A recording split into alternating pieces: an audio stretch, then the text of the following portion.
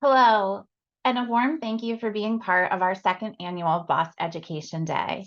We are coming together with a shared sense of hope to raise awareness about bronchiolitis obliterans syndrome and the urgent need for a therapeutic, ultimately aiming for a cure for this condition. Oops, oh, so sorry about that.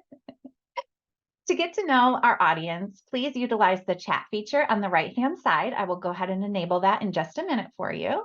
If you want to let us know where you're from today, and also let us know what your reason is for participating in BOS Education Day with us today.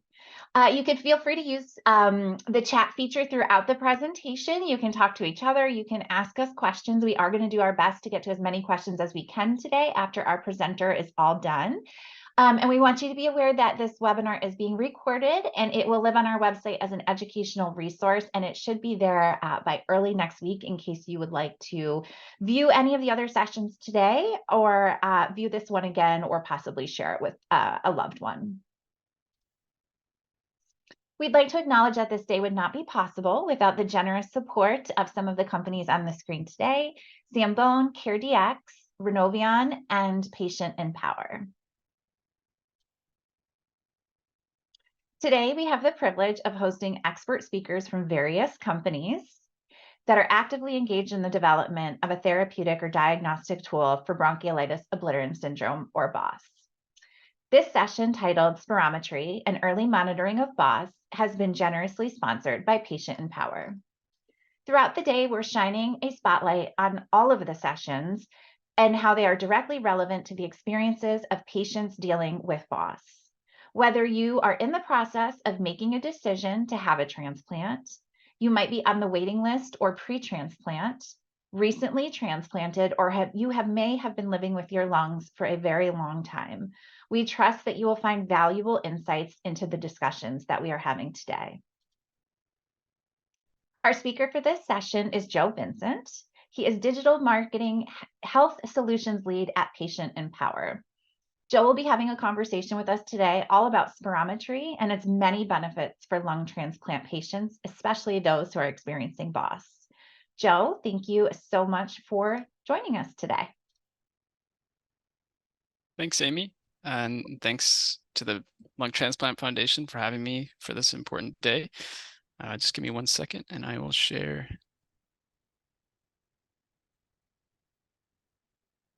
Okay, does that look okay, Amy?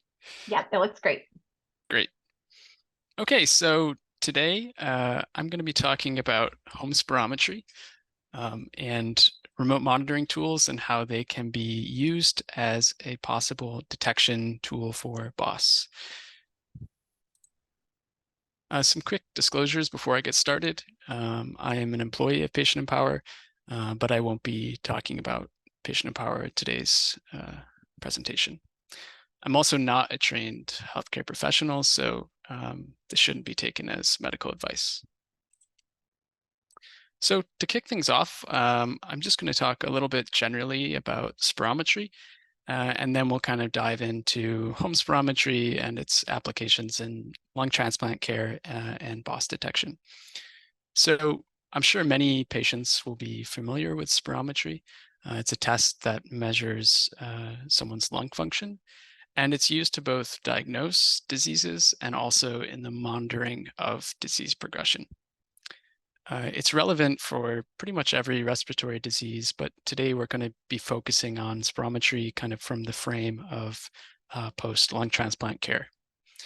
So traditionally, spirometry is performed in a healthcare clinic in a PFT lab, and someone is there to kind of coach the patient, guide them through the process, and during the test, the patient blows into a tube that's connected to a spirometer, and a variety of metrics are recorded in this way. So two key results to be aware of from a spirometry test are FVC and FEV1. So FVC, or forced vital capacity, can basically be thought of as the entire volume of your lungs that is exhaled during the blow. FEV1, on the other hand, and this is kind of the metric that we're more interested in terms of BOS detection, is the volume only during that first second of the blow. And in terms of kind of types of diseases, FVC decline is kind of indicative of restrictive lung diseases like ILDs or IPF, whereas FEV1 decline is indicative of obstructive diseases like COPD or asthma, or in the case of post-lung transplant care, BOS. So this is just a quick visualization of what a spirometry technician, a clinician might look at after the test. On the left, we have what's called the flow volume loop. And this is essentially showing the rate of flow throughout that entire blow. And then on the right is the volume over time curve. And this shows the cumulative volume as the time goes on throughout the blow. And kind of what I wanted to highlight here is you can see that FEV1 on the left takes up, in normal cases, quite a majority of that volume during the expiration. And on the right, you can see that in the steep incline of the volume before that FEV1 mark. So I'm going to shift gears a little bit here and talk about home spirometry. We talked about home spirometry in the clinic. Home spirometry enables patients to perform the same test from their home. It's been used for several decades now, but kind of the devices that were used kind of in the early days could be quite different from home spirometry devices that patients see or are used to now. They tended to not store data, and they didn't really connect to any platforms that could send the data, and so patients tended to kind of keep their own log of the results and maybe report them manually to their care team. As time has progressed, home spirometry has become increasingly accepted, and the utility of home spirometry has been studied in a variety of respiratory conditions. I just put a few publications here on the screen, but you can see across lung transplant, IPF, asthma, home spirometry has really become a useful tool. In recent years, we've kind of seen what I like to call the digitization of home spirometry. And so these days, devices for home spirometry tend to connect to some kind of application that can take that data, display it to patients, store the data, and also send that data to care teams. And that's a really important aspect of home spirometry. There's a variety of different types of devices that kind of operate in different ways and different ways to take that data and use it. And there's also a wide variety of apps that can connect home spirometers. So in terms of lung transplantation specifically, why do we care about spirometry? As I'm sure many patients are aware, it's commonly used, and I want to say pretty much always used in lung transplantation follow-up care. Typically, as we discussed, it's done in a PFT lab. Kind of a common cadence after a transplant is to do it about every 3 months, and then as time goes on, this frequency might decrease as patients stabilize, and as the time post-transplant increases. The reason we're looking for declines in spirometry is that they can indicate complications. And one area of complications is rejection and chronic rejection or CLAD. And BOS is a form of CLAD.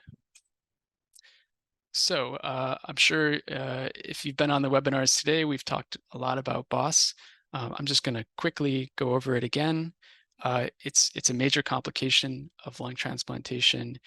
Up to half of all lung transplant recipients may develop it within the first 5 years after transplantation.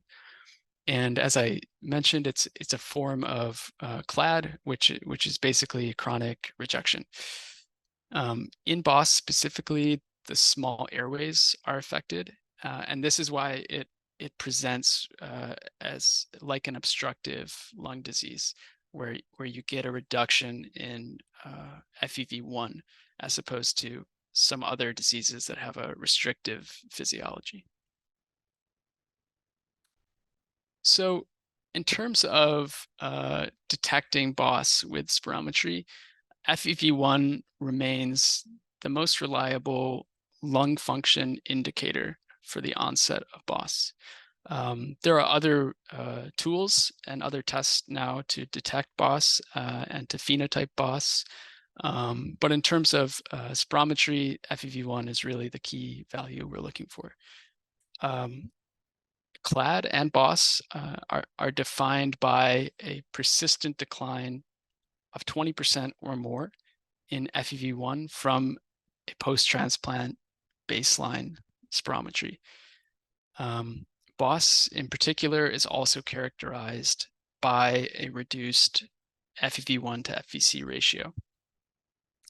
A persistent decline of 10% or more in FEV1 might be reason to trigger a clinical investigation where a care team might bring in a patient and run some additional tests and diagnose or phenotype their rejection. These are just kind of rule of thumb values, and obviously your care team will have specific things that they're looking for, but this is kind of just a rule of thumb. So this is where home spirometry, I think, can really play a role in helping with BOS detection. So I'm sure many patients can relate to this, but patients often live very considerable distances from their lung transplant center. And this can cause quite a burden on patients and their caregivers to travel to get to appointments and to perform in-clinic PFTs. And because of this, and because patients kind of tend to stabilize as time goes on after a transplant, the frequency of these clinic visits with PFTs is going to usually decrease. And the more that frequency decreases, the longer the gap is going to be between those PFTs where there's potential risk for delaying the detection of something like BOS. So home spirometry could be used to bridge that gap in time between the clinic PFTs to have some kind of ongoing longitudinal measure of FEV1 and other spirometry values that could trigger a care team or a patient to seek care. Another area that home spirometry could potentially aid in terms of BOS is after diagnosis. It may be important to continue to follow up with patients and make sure that their lung function is stabilizing. There are some therapeutic options available now that aim to prevent further decline in lung function. And so continuing to monitor home spirometry could be a way to kind of verify this. So now we've talked about spirometry, home spirometry, how it can help with post-lung transplant care. And now I want to go a little bit more in depth on how we can actually use that home spirometry data as part of a remote patient monitoring program. So I think home spirometry and remote patient monitoring are kind of used interchangeably, but remote monitoring is really the way in which we can take that data and send it and use it in a care plan. So typically in a remote patient monitoring program, patients will be supplied with medical devices, which might include a spirometer, and then they're asked to record measurements at home through some kind of application. In addition to this physiologic data like spirometry, there's also some other types of data that could be recorded, like patient-reported outcome data by way of surveys or symptom scores. And particularly in BOS, symptoms like dyspnea or shortness of breath and cough could be signs of BOS. And so this might complement using home spirometry in a remote patient monitoring program. And then kind of the key aspect of this is that because this data is shared with care teams over the cloud or however that data is shared, they might be alerted to changes sooner in FEV1 or whatever value you're interested in. And this could enable kind of proactive decision making by the care team. So we already talked a bit about some of the benefits of remote patient monitoring, quicker identification of changes like we discussed. Another area is kind of increasing the communication between the patient and caregiver. And I think that also feeds into hopefully increased peace of mind for both parties. Just knowing that they're both actively engaged in the care plan can be really empowering for patients. And then there is also the potential for being able to reduce the frequency of in-person follow-up appointments in a more safe manner than otherwise would be possible. So this isn't to say that home spirometry and remote monitoring aren't without their own challenges. Um, Certainly access to technology and the internet could be a barrier to entry for using remote monitoring. Some patients, it might just not be right for them, and it could be too burdensome for them, and it could increase anxiety. Uh, Remote patient monitoring in general obviously can't replace a face-to-face visit, and it's really more about kind of bridging the gap in care. And then as we kind of get into talking about remote patient monitoring programs, the question of insurance coverage could be a barrier as well. And then this last point I kind of want to go into a little more detail on. Since spirometry is effort dependent in the sense that patients have to perform the test at home and it can be quite difficult, and learning the technique for home spirometry can be quite a challenge. We need a way to kind of make sure patients are comfortable doing home spirometry, and then also that the data that's being shared to their care team is of high quality. So historically, there were some issues with home spirometry, in particular in clinical trials and research settings. And I just wanted to highlight this to say, it's obviously important that we look into this and make sure that we're improving the quality and that we're using it kind of in the best way we can. So I have here's some ideas about how we can ensure home spirometry reliability. First, I think the technology has improved over time. And I think more importantly, there's a better understanding of how, when, and what we're using home spirometry for. And so maybe there's a difference between the level of quality of spirometry that is needed for a clinical trial and what's good for tracking trends over time in a patient.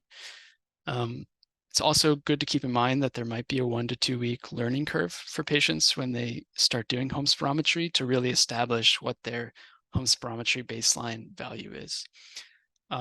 If technique is brought into question, there's certainly the potential for coaching to be done over a video call or in person to make sure that the patient feels comfortable doing it. And then it's also important to keep in mind that outlier values will occur. Maybe a patient coughs during a blow, and you need a way to detect those and then also account for those outlier values. Finally, and this is, I'll go into a little more detail on this. I think there's potential for using algorithms and smart technology to kind of help in this home spirometry quality assurance. So AI in healthcare is obviously a very kind of hot topic at the moment. And I think we need to be very conscious of how we're using it. I think in terms of home spirometry, there is potential for using algorithmic approaches and maybe AI approaches for reviewing the quality of a blow. In terms of for patients, maybe there's tools that can review each blow and maybe provide some tips or feedback to them and how they might be able to improve their technique. And then from a clinician's perspective, data quality and kind of doing overreads of maybe the flow volume curve to ensure that the spirometry blow met certain criteria could help them in distinguishing between changes in lung function and changes in the quality of the blows. So here on this slide, I have a sample.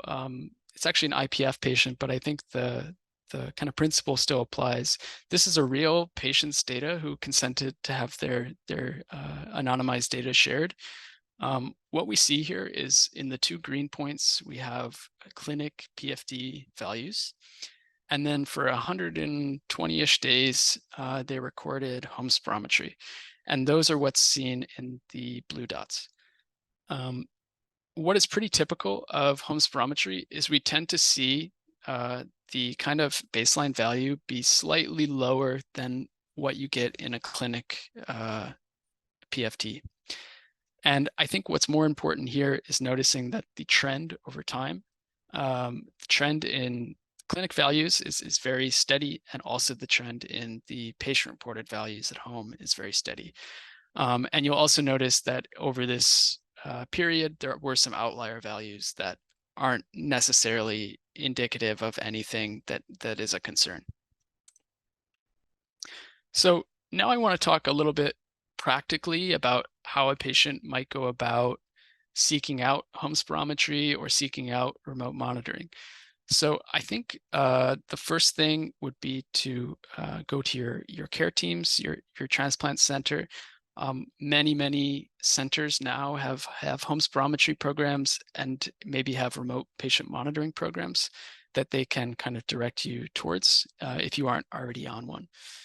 I also think patient advocacy groups are obviously a great place to seek out information about this type of thing.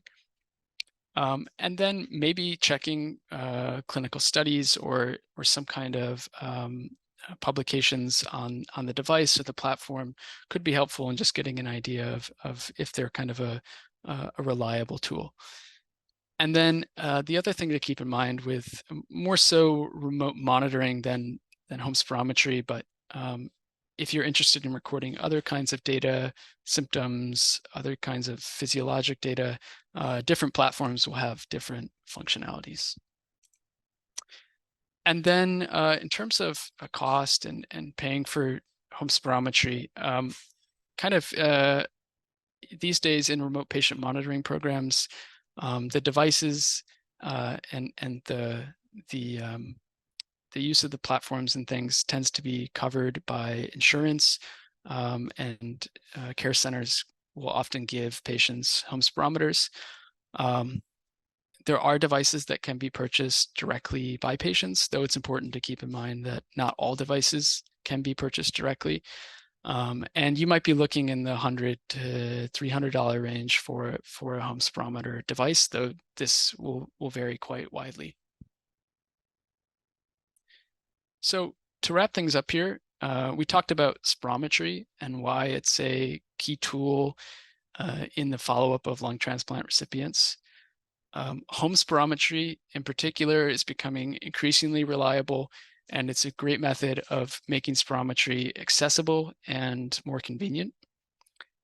Lung function, and in particular FEV1, is an indicator of BOS, and home spirometry might aid in detecting these changes faster. Home spirometry can also be combined with remote patient monitoring technologies and programs to improve the connection between the patient and their care team, and to hopefully reduce time, response time to changes that could be indicative of an adverse event. And finally, work is ongoing to make sure that home spirometry is both accessible, reliable, and affordable to patients. So thank you so much, Amy and the Lung Transplant Foundation. I think Amy will maybe open the floor to some questions. Yeah, absolutely. Thank you so much. So I was not at all surprised that this is one of our most registered events today. I think there's always a lot of questions around spirometry. And I did put in the chat earlier if centers were requiring you to send in your spirometry numbers. And to no surprise, it is a sort of a 50-50 split, which is what we typically see. So, that is one aspect of spirometry that we realize is, something where your center is either requiring you to do it and they would like to see those numbers, or it's something that your center might not necessarily emphasize as part of your care. So we did have a couple of questions. Okay, so the first question we have is, can COVID, I'm going to say COVID specifically because it was asked specifically, but then a follow-up question to see if other viruses as well can affect an FEV1 decline.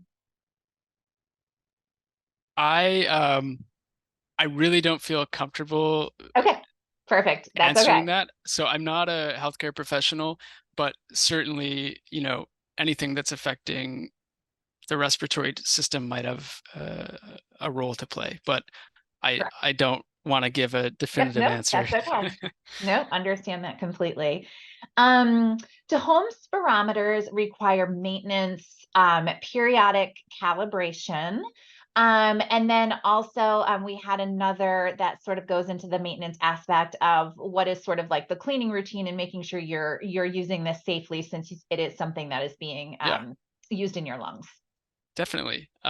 So in terms of so I can talk from experience with some of the devices that we use. Um, I know for example, we use a handheld device that has a removable turbine and also a removable mouthpiece. And so the technology, like the computer aspect of it, is stored separately in kind of a compartment with batteries, but then the turbine and the mouthpiece can be removed. And the recommended care for that is to basically run it under some water gently and maybe a little bit of soap, and then to let it air dry.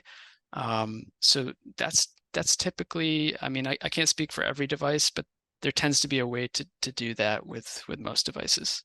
Okay, so it And almost then, sounds like it's similar to a nebulizer. So sort of like, yeah, the way yeah, that you would I clean think a so. nebulizer, warm water. Okay, perfect. In terms of calibration, uh, I think some devices might require calibration. I know the ones that we integrate with don't. So I think that will also vary. But Okay, so it's a very, little different from the kind of uh, older home spirometry devices that did require calibration. okay, perfect. We got a really great comment prior to your session that I would love to highlight because I think it's really important. So someone mentioned that, their at-home spirometry was just another tool in the toolbox. And that's something we heard on every one of our sessions today was something similar to that phrase being used, which is, everything that we're presenting today has an application as part of this process. We know BOS is very complicated. We know chronic rejection is very complicated. And everything that we are presenting today is a tool in that toolbox. Even going down to participating in clinical trials, you might not think of that as a tool, for us, but it is a tool. It's a tool to make sure that other patients, can eventually receive better care and hopefully, a therapeutic that can halt the progression of BOS. So, all of these things are ways that we can continue to help. I know last year on BOS Education Day, we had a patient who had some fun with spirometry. She was in an online support group and they did a spirometry roll call every day, which I thought was really neat. And everyone just got a chance to say whether or not they had done their spirometry that day. I have heard from so many people over the course of my time here, and I'm just wondering sort of what you're hearing as well, in terms of, do you feel like at-home spirometry is something that someone could do every day? Do you think it's something that people should do once a week? We hear a lot of people say that they use spirometry when they feel like something is wrong, if they're not someone who wants to do that every day, because we also hear some of the statements that you hear, which is, every day gives me a little bit of anxiety, because if there's any bit of a change, I start to get a little anxious and upset. So, from your perspective, is there an ideal amount of time that you should be, working with your at-home spirometer? Well, I can talk kind of from the perspective of working with care centers who kind of have their own recommendations and protocols that use our platform. Um, you know, we don't make direct recommendations about this to patients, and we usually defer to the care teams. Okay. But kind of this idea of doing daily home spirometry, that tends to be what the centers, at least that we work with, ask. And I think the idea is it's not necessarily that you would act on a single point from a single day being uh, a decline. It's more that the habit of doing daily home spirometry, um, you might not get you might not have a patient doing it every day. They might not remember to do it every day, or something could get in the way.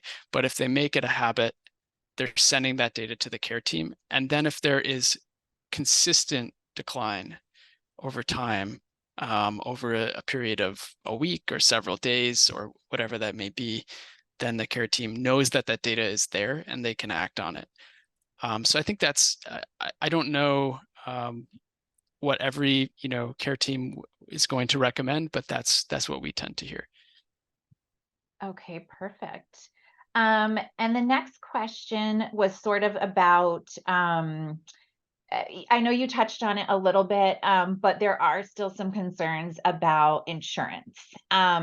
And is the first stop speaking to your doctor to see if that's something that can be covered as part of your treatment plan? So I kind of from my perspective, we usually work with hospitals to kind of set up these programs, and then the hospital bills a patient's insurance for the use of remote monitoring each month. And in most cases, that's covered, and it's not an issue for most types of insurance. But I can't speak to every insurance or every location. Um, in terms of spirometry itself, um, I don't know that devices will always be covered, but sometimes care centers will have devices on hand that they will give to patients, as opposed to having the patient go out and seek a device and purchase it. So I don't know if that's helpful, but I would hope that in most cases in a remote patient monitoring program, it's kind of the onus is on the care center to kind of figure that process out, and hopefully it's not being passed on to the patient. But um, that's basically it's what I know about it, so that's Yep. what I can say about it. Yep. Absolutely. And I think we have one more question, if I can. Now, this one, I'm not sure you will have an answer to. It's the question specifically is, if FVC is reduced in a patient, then will this also give a reduction in FEV1? So is it important to consider both readings when talking about spirometry? Well, what is a potential indicator of BOS would be a FEV1 to FVC ratio being lower. So FVC is going to, if FVC changes, it will change that ratio. But I think I have heard that FVC is potentially something to look out for, but I think it's really more in the context of the ratio of FEV1 to FVC being lower. Again, I would say probably that's a question for a doctor, but that's even in terms of just FEV1 and that obstructive disease kind of presentation, in that ratio, FVC is in that equation. So. Perfect. And you did mention AI as part of an emerging aspect of healthcare, which we are also seeing. And interestingly, we are seeing it in some of the aspects that you're referring to today in data. Do you believe AI will become something that we use much more in this space in terms of I mean, one can imagine, we talked today about, potentially 25,000 lung transplant recipients. If even half of them did spirometry every day and sent in numbers, that sheer amount of data that has to be processed and looked at. Do you feel there's an application of AI picking up on potential changes, or, taking a human having to sort through data out of that process? Or is that something some of these apps are doing? I know your product works seamlessly as sort of that, being integrated with the healthcare system. So how are they looking at that data?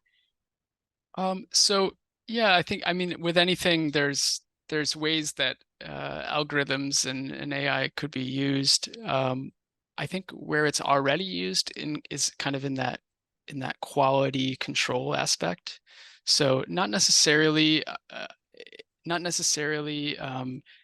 the automation of detecting something like BOS, but the automation of ensuring that the spirometry blow is of high quality, so that when you look at that data, you can know whether it's a change in lung function or whether it might be a change in a patient's technique or some other thing that might be going on. And so, as with anything, I think it's about finding where AI or an algorithm can be implemented to help kind of the workflow of these kind of things, without necessarily making any big, medical decisions. So, I mean, I'm sure Right. there's going to be advances and other ways that AI can be used to detect certain conditions with spirometry, but right now that's kind of where it's already being used a bit, is in that quality control. Wonderful. And thank you for sharing that. And I do bring it up because it is something that is starting to, 5 years ago, you didn't hear about, the term AI and how that was integrating into healthcare. But it is becoming such an issue now. And I think it's even going to continue more into the future.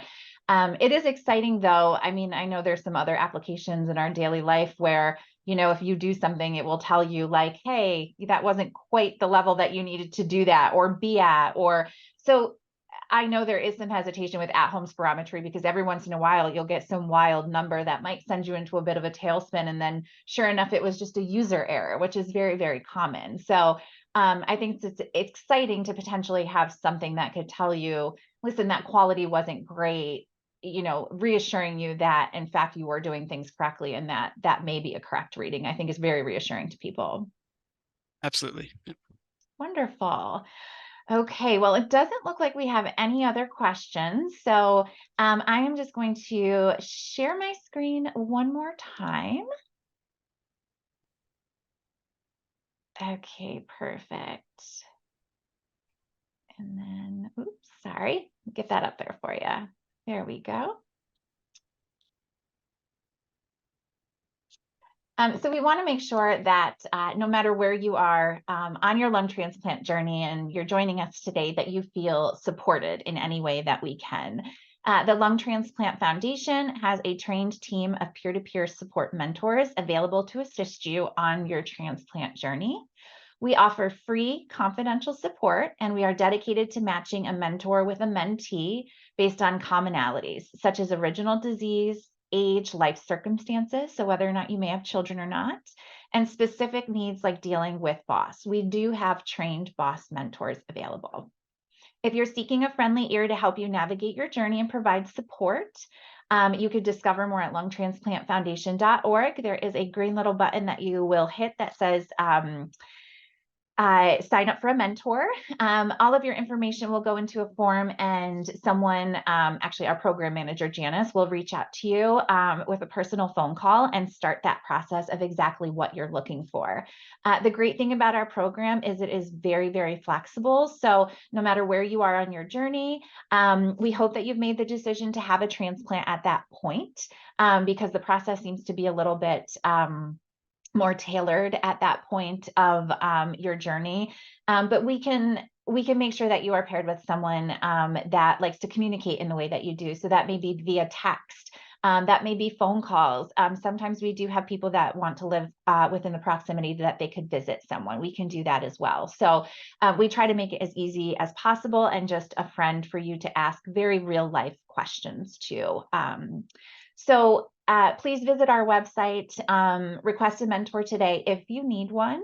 Some other ways that you might be able to help us today are by visiting our website. We have a ton of educational resources, which all of these transplant talks today will live as educational resources on our website. So we do ask that if you need help, you go back and revisit these from time to time, or maybe share them with loved ones and friends. We do have many more educational resources outside of BOS Education Day.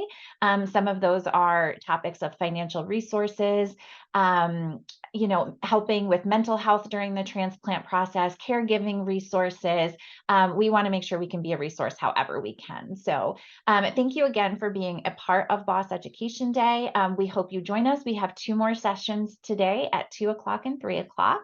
And again, all of our sessions will be available on our website by early next week. So thank you so much again, and we will see you next year on October 25th for BOS Education Day. Have a great day.